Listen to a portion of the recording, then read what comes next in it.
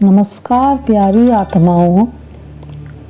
आज का अभ्यास बहुत सूक्ष्म है, लेकिन जीवन को पूरी तरह बदल देने की क्षमता रखता है।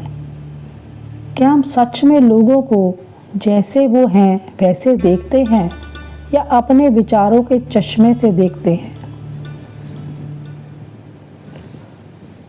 तो आज हम एक बहुत ही सूक्ष्म लेकिन अत्यंत शक्तिशाली अभ्यास करने जा रहे हैं, जिसका टाइटल है सर्व में गुण देखने की दिव्य दृष्टि। तो क्या आपने कभी महसूस किया है कि कभी कभी एक व्यक्ति का सिर्फ एक व्यवहार हमारे मन में उसकी पूरी छवि बना देता है और फिर हम उसे उसी नज़र से बार बार देखते रहते हैं? लेकिन क्या ये सच है या हमारी बनाई हुई कहानी है ये? आज हम इस बनी हुई कहानी से बाहर निकलेंगे और सत्य को देखना सीखेंगे। मन का भ्रम। मन बहुत चतुर है। एक छोटी सी बात को पकड़कर पूरी पहचान बना लेता है। किसी ने एक बार गलत बोल दिया और मन ने कहा ये हमेशा ऐसे ही है। लेकिन सच्चाई क्या है? कोई भी आत्मा हमेशा वैसे नहीं होती। हर आत्मा बदलती रहती है और हर आत्मा एक यात्रा पर है, लेकिन हमारा मन उसे एक लेबल में बंद कर देता है और फिर हम व्यक्ति को नहीं, अपने लेबल को देखते हैं। समस्या कहाँ है?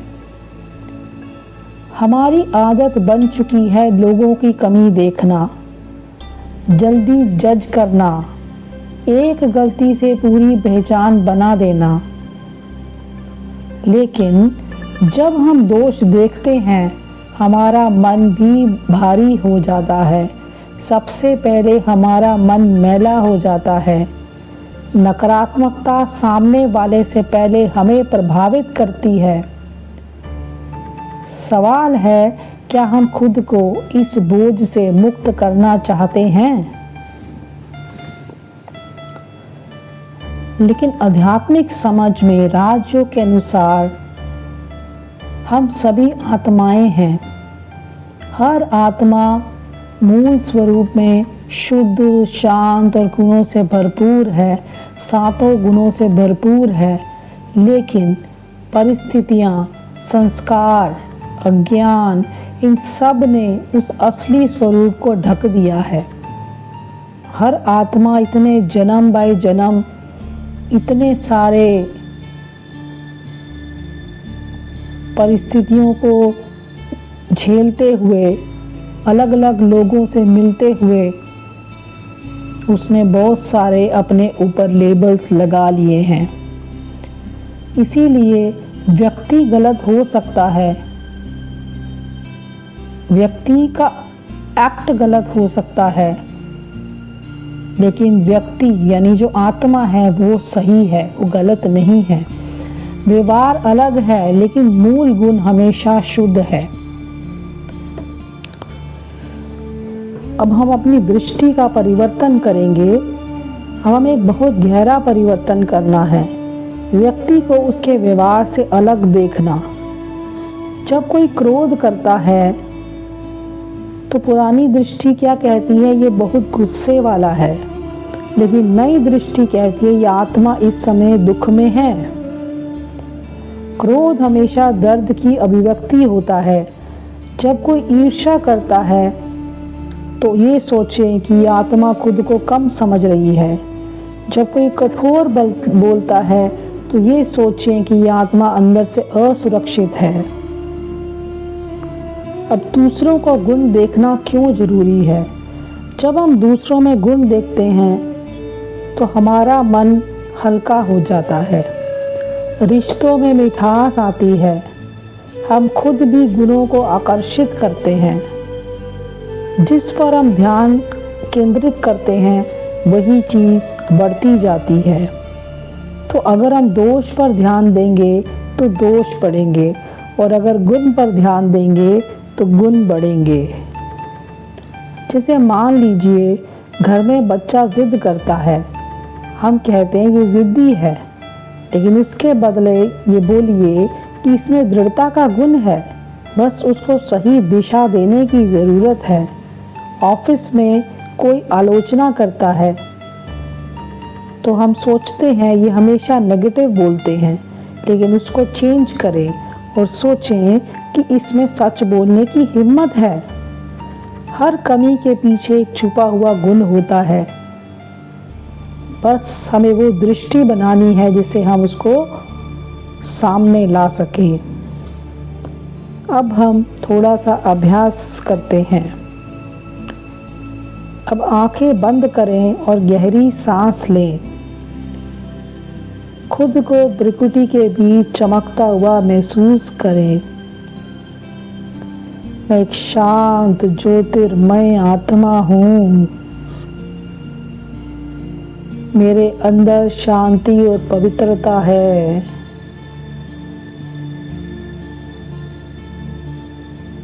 अब मैं अपने सामने एक व्यक्ति को लाता हूँ जिससे मुझे परेशानी होती है।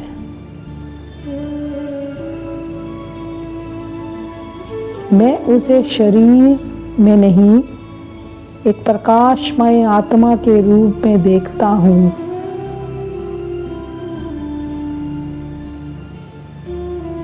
उसके मूल गुणों पे ध्यान केंद्रित करता हूँ कि आत्मा भी 7 गुणों की धनी है।